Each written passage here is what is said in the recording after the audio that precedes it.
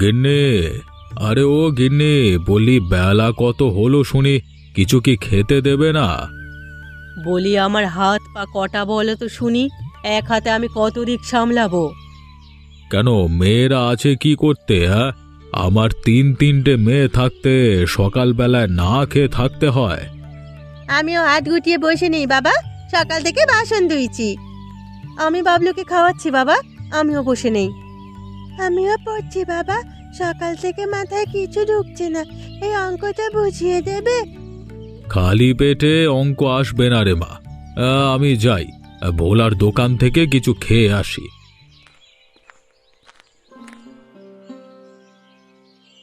এখন আর কোথাও যেতে হবে না, এই নাও মুড়িগুলো খেয়ে একটু চা খাও, আমি ভাতের হাঁড়ি চড়িয়েছি।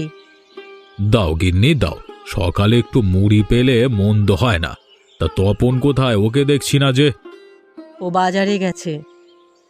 সে কি, ছেলেটাকে বাজারে পাঠালে কেন? ওর না আজকে অফিস আছে। আমার কথা বললে কি আর শোনে? বললে আজ মাছ কিনবে গিয়ে, বাজারে নাকি বড় মাছ উঠেছে। বড় মাছ? আহা, কতদিন বড় মাছ খাই না।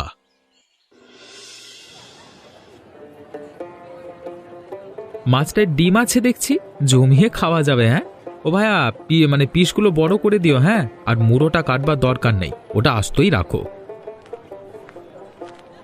কে তপন, কেমন আছো? আরে মাস্টার মশাই, আপনি এদিকে? মাছ কিনতে এসেছি। তা তোমার নাকি খুব বড় চাকরি হয়েছে শুনলাম। বড় আর কোথায়, কোনো রকমে চলে যাচ্ছে আর কি। বেশ বেশ, চলে গেলেই হলো। তা তোমার বাবার সাথে আমার বিশেষ একটি আলাপ আছে, তো কোথায় পাওয়া যাবে তাকে বলো তো? বাবা তো সারাদিন বাড়িতেই থাকেন, বিশেষ কোথাও যায় না, বিকেলে ভোলার দোকানে গিয়ে বসেন। বেশ বেশ, তবে সেখানেই তার সাথে দেখা হবে বরং। আমি তবে আসি বাবা। হ্যাঁ, মাছ কিনবেন না? আর একটু দেখি তারপর কিনবো। এই নাও, তুমি তো আবার মাছের মুড়ো খেতে খুব পছন্দ করো। আহা গিন্নি, এটা তপনকে দাও, ও সারাদিন কাজ করে। আমাকে এটা দিও না বাবা, বাবলু মাছ খেতে ভালোবাসে, ওকে মুড়োটা দাও। ও মা, আমি এত কিছু খাবো কি করে, আমার পাত যে ভরে গেল। আস্তে আস্তে খাও সোনা, মাছের মাথা খেলে বুদ্ধি হয়। মাছের মুড়ো কেবল আমার পাতেই জুটলো না, সামনে আমার পরীক্ষা, তাও না। মাছের মাথা খেলেও তেমন লাভ হবে না, তুই এবারও লাড্ডু পাবি। আহ জয়া, এরকম অলক্ষণে কথা বলতে নেই, মেয়েটার এবার অনেক পড়াশোনা করেছে। যদি এবারও পাস করতে না পারে তবে ওকে বিয়ে দিয়ে দেবো মা, শুধু শুধু বাড়ি বসিয়ে রেখে লাভ নেই। হ্যাঁ গো, আজ যে বিমল মাস্টার এলো, কি বললো তোমায়? মায়ার বিয়ের কথা বললো নাকি? মায়ার না, তপনের বিয়ের প্রস্তাব নিয়ে এলো। দাদার বিয়ে এত তাড়াতাড়ি? চাকরি করছে তাই সবার চোখে পড়ছে। বিমলের একটা ভাগ্নি নাকি খুব ভালো, গত বছর বাবা মারা যাওয়ায় ওর এখানে উঠেছে। তপনের সাথে তারই বিয়ের কথা বলতে এসেছিল। বিমলের ভাগ্নি হলে তো ভালোই, ওদের মতো শান্ত স্বভাবেরই হবে। তা ঠিক, এদিকে বংশমর্যাদাও ভালো। দেখি বিয়েটা আগায় কিনা। না বাবা, আমার ভাইকে এক্ষুনি বিয়ে করাবো না, আরো কিছুদিন সময় যাক। দিদি একদম ঠিক বলেছে, বৌদি এসেই সংসারের চাবি হাতে করে নেবে, এত সহজে তা আমরা হতে দেব না। আজ না হোক কাল বিয়ে তো ওকে করাতেই হবে, আর সব মেয়ে কি একরকম হয় রে? দেখবি বৌমা এলে তোদের সাথে মিলেমিশেই থাকবে। বিয়ের আগেই বউ বানিয়ে ফেলেছ মা, বিয়ে হলে কি জানি হয় কে জানে। ও দিদি, তখন তো আর এ বাড়িতে থাকতে পারবো না, বউ এলে দেখবে সবাইকে তাড়াবে। এখন থাকতে পারলে তখনও থাকতে পারবি জয়া। আর জামাইয়ের কোনো খোঁজ খবর নেই কেন? সে 2 মাস হলো তাকে রেখে গেছে, একবারও দেখা করতে আসেনি। বুঝেছি, তোমরা আমাকে সরাতে চাও। বেশ, আমি আজই ওকে চিঠি লিখবো, কাল সকালে তোমাদের বাড়ি থেকে চলে যাবো, এই আমি বলে দিলাম। আহ জয়া, তুই এত রাগ করছিস কেন? তোর বাবা তো আর তোকে চলে যেতে বলেনি। কোন কথার কোনো অর্থ হয় সে আমরা ভালোভাবেই জানি মা, আমাকে ওসব শেখাতে এসো না। মিনু, ও মিনু, কোথায় গেলি মা? আমি এখানে মামা। কি হয়েছে, চেঁচামেচি করে বাজি মাথায় তুলেছ কেন? হ্যাঁ, তোর বিয়ের পাকা কথা হয়েছে মেয়ে। আজকে তপনের বাবা ডেকে পাকা কথা বললেন রে। সে কি, আমার বিয়ে আর আমি জানি না? সেদিন বললাম না তপনের সাথে তোর বিয়ের কথা চলছে। নে নে, এবার তোর মাকে একটা চিঠি লিখতো। বল কাল কি যেন চলে আসে, বল। ও মা, কালকে আসবে কেন? বিয়ে কি এ মাসেই? হ্যাঁ, সামনের সপ্তাহেই তোদের শুভ বিবাহ, বুঝলি?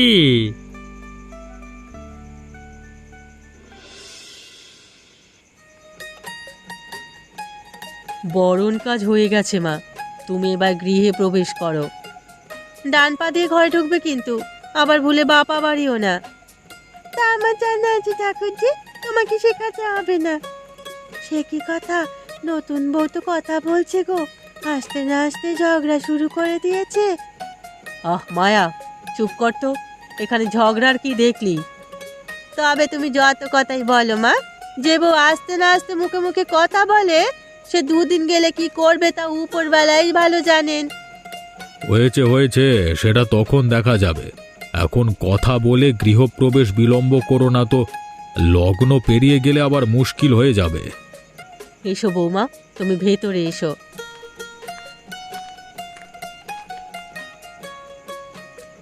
হা করো বউ, শ্বশুর বাড়িতে এসে একটু মিষ্টি খেতে হয়।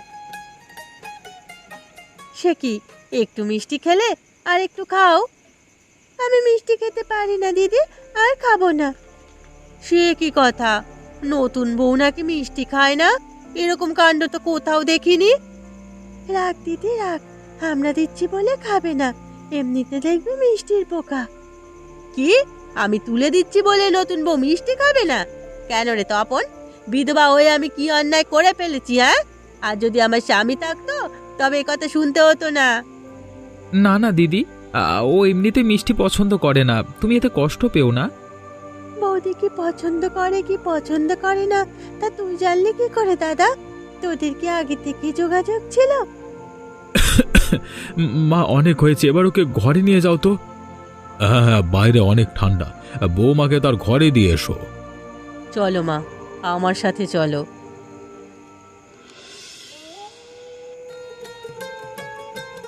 ননদ তো নয় যেন সাক্ষাৎ জমদূত, গোয়েন্দার সামনে এসে পড়লেও এত জেরা করে না। ওরা একটু এমনই, তোমাকে সবার সাথে মানিয়ে নিতে হবে। মানিয়ে নেবো কেন? আমি তো মানিয়ে নিতে এখানে আসিনি। সে কি, তাহলে কি ননদের সাথে ঝগড়া করবে? তাও হবে না, কারণ তার আগেই ওদের সাথে মিশে যাব। যাক বাবা, হাঁপ ছেড়ে বাঁচলাম। তুমি তবে অন্য বউদের মতো নও।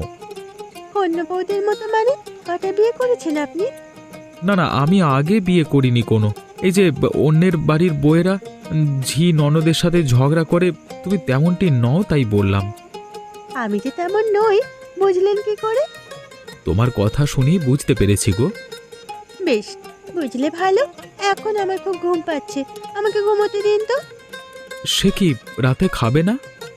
না, আমার খুব মাথা ধরেছে, আমি এখন ঘুমাবো। হ্যাঁ গো দিদি, বউয়ের চোপা দেখেছো? মুখের ওপর কথা বলতে ছাড় দেয় না। শহরের মেয়ে বুঝলি না, মুখে মুখে তর্ক করে অভ্যাস আছে। আমি আগেই বাবা মাকে বলেছিলাম এ বিয়ে না করাতে, এখন বুঝুক মজা। কদিন পর থেকে যে এই মেয়ে কাউকে মানবে না, তখন টের পাবে। না না দিদি, তা তো আর হতে দেওয়া যাবে না। হাজার হোক ভাইটা আমাদের, অন্য মেয়ে তার সংসারে ছড়ি ঘোরাবে, তা মানা যায় না। সত্যি, একদম সত্যি কথা বলেছে বর্দি, এত সহজে হাল ছাড়া যাবে না। ওই মেয়ে যদি ঘরের কর্ত্রী হয়ে যায় তবে আমাদের কপাল পোড়াবে। বেশ, তবে আমিও কম জানি না। ওই মেয়েকে যদি চুলের মুঠি ধরে না নাচাই, তবে আমার নামও রাসমণি না। ও মা, আমি সব বলে দেব। সে কি, তুই ঘুমাসনি? না, আমি জেগে জেগে তোমাদের সব ষড়যন্ত্র, সব মন্ত্রণা শুনেছি।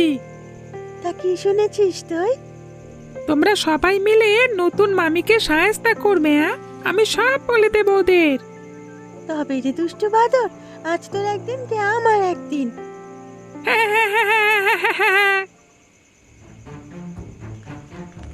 রাসু, ও রাসু, বলি এখানে আছিস? কি হয়েছে মা? তিন বোন দরজা বন্ধ করে কি গুজুর গুজুর পুশুর পুশুর করছিস? ওদিকে আমার হয়েছে যত যন্ত্রণা। তোমার আবার কি হলো মা? বৌমা নাকি খাবে না, নতুন বউ কিছু মুখে দেবে না, তা কি করে হয় বলতো? জমিদারের মেয়ে, গরিবের বাড়ির খাবার কি করে মুখে রুচবে? চুপ কর ছুরি, তোদের জন্যই এসব হয়েছে। কতবার বললাম বউটার পিছনে লাগিস নে, বেচারি আসতে না আসতেই তার পেছনে উঠে পড়ে লাগলি। ও বাবা, বউ আসতে না আসতে মা দেখছি তার পক্ষে চলে গেছে। আমাদের পক্ষের একজন লোক কমে গেল, কি বলিস দিদি? হাসি রেখে আমার সাথে আয়। আর আসু, তুই গিয়ে দেখ তো কি হয়েছে। ঠিক আছে, আমি যাচ্ছি।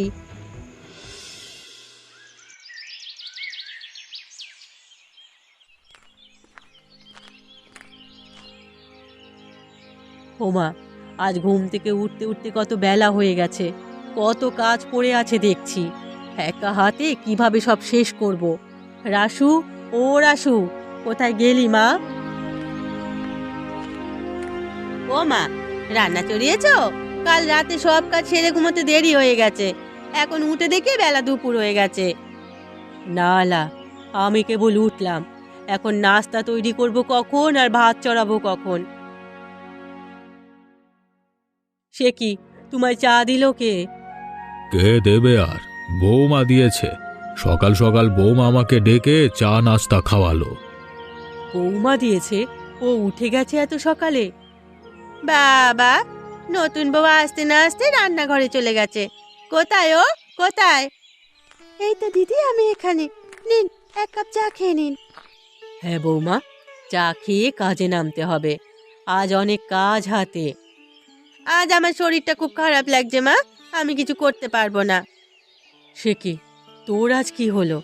রাতে তো দিব্যি ভালোই দেখলাম, সকালে উঠেই কেমন মাথাটা ঘুরছে মা, মনে হচ্ছে এক্ষুনি পড়ে যাব। হাই প্রেসার, কতবার বললাম দুশ্চিন্তা করিস না খুকি, চিন্তা করে করে প্রেসারটা বাড়িয়েছিস। তাহলে আপনার আর কোনো কাজ করতে হবে না দিদি, আজ আপনি বিশ্রাম নিন। সে কি, ও কাজ না করলে করবে কে? কেন আমি? তুমি ওসব কাজ পারবে মা? পারবো না আবার? আর আজ আপনিও বিশ্রাম নিন, কাল অনেক দখল গেছে আপনার উপর। চলো মা, তাহলে দুই মা মেয়ে বসে মাথায় তেল দিগিয়ে। না মা, আমার এত সময় নেই, আজ আবার খোকার কাপড়গুলো ধুয়ে দিতে হবে, আমি তাই করি গিয়ে। বেশ, তবে আমি যাই গিয়ে, দেখি বাবলুটা হয়তো উঠে গেছে। রাসুমা, এদিকে আয় তো। কি হলো বাবা, ডাকছো কেন? তোর জন্য হোমিওপ্যাথি ওষুধ এনেছি, নে এক মোটা খেয়ে নে তো। ইয়ে মা, এ আবার এই তেতো ওষুধ খেতে হবে? হ্যাঁ, খেলে একদম সুস্থ হয়ে যাবি। আয় মা, আয়।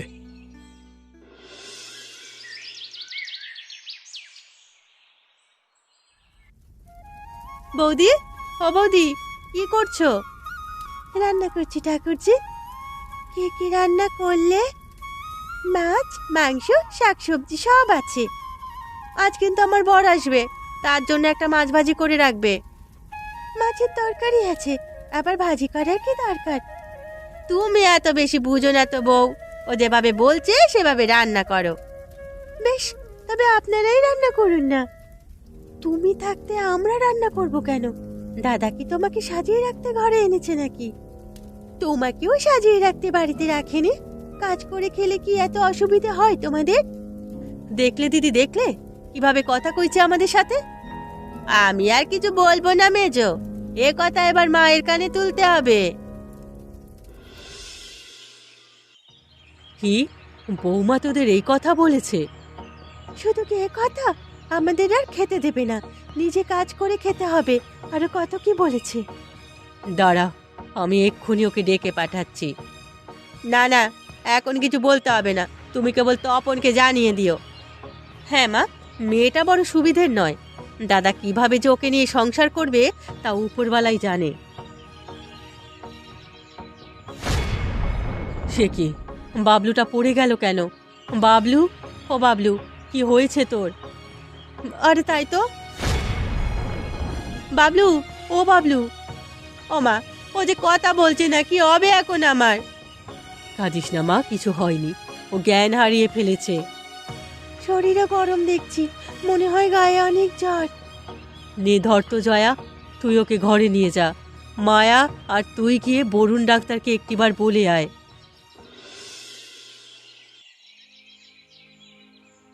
ডাক্তার কি বললে তো শুনলে গিন্নি। কালকের মধ্যে যদি ওর জ্বর ভালো হয়ে যায় তবে ভালো, নাহলে হাসপাতালে নিয়ে গিয়ে পরীক্ষা করাতে হবে। যদি খারাপ কিছু হয় তবে অপারেশনও করাতে হতে পারে। এত ছোট ছেলেটার কি অসুখ হলো, এ বয়সে ওর অপারেশন লাগবে? অসুস্থ হবে তো বাবা, আমার বড্ড ভয় করছে। ওপরওয়ালার উপর ভরসা রাখ মা, আশা করি খারাপ কিছু হবে না। হ্যাঁ দিদি, দেখবে বাবলু কাল ঠিক সুস্থ হয়ে যাবে। মা, ও মা, বাবলুর কি হয়েছে? ও তপন, তুই এলি, আমাদের যে সর্বনাশ হয়ে গেল বাবা। ঘটনা শুনেই আমি বের হয়ে এলাম। ও কেমন আছে এখন? এখন কিছু বলা যাবে না, জ্ঞান ফিরুক তারপর দেখা যাবে। আর ডাক্তার তো আসবেই রাতে, তখন শুনো সব। এখন যাও সবাই, ওর ঘরে চেঁচামেচি করো না। যান আপনারা, আমি ওর কাছে আছি।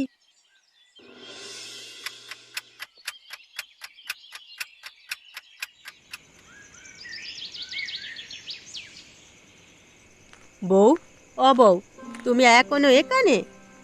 হ্যাঁ দিদি, বাবু একা থাকতে ভয় পায়, সেজন্য আছি। ওর জ্বর কমেছে? না তো, সকাল অবধি দেখি, নয়তো ডাক্তারবাবু আবার আসবে। ঠিক আছে, তুমি এবার যাও, আমি ওর পাশে বসছি। না না দিদি, আপনি গিয়ে বিশ্রাম নিন, সারাদিন অনেক ধকল গেছে আপনার উপরে। তুমি অত কম কষ্ট করছো না বউ, সারাদিনে তো পেটে কিছুই পড়েনি। আমার খিদে নেই, আপনি গিয়ে শুয়ে পড়ুন, আমি একটু চা খেয়ে নেব। বেশ, তবে দুবোনেই জেগে থাকি, আমার আর ঘুম আসবে না।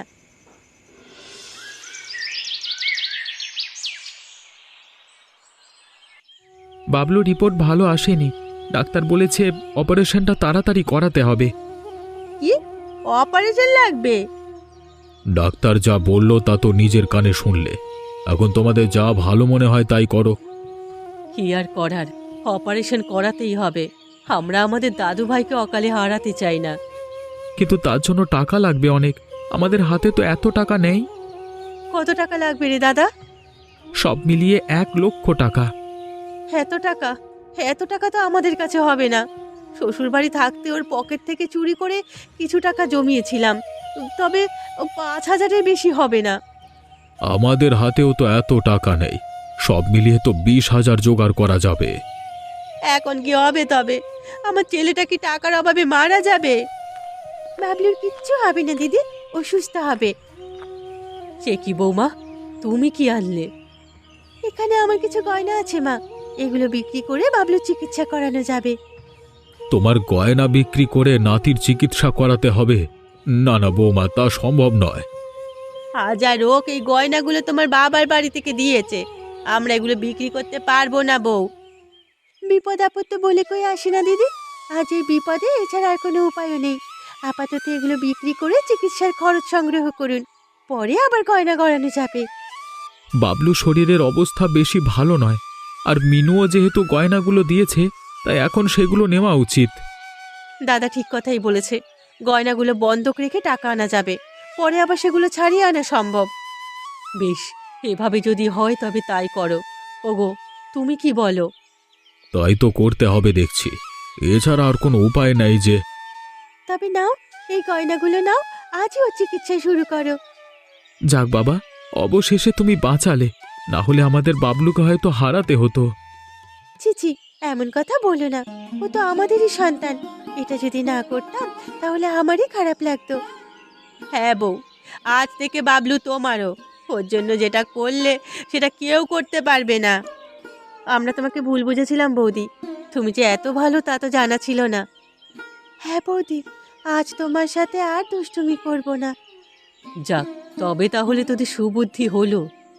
হ্যাঁ গিন্নি, আর কোনো চিন্তা নেই।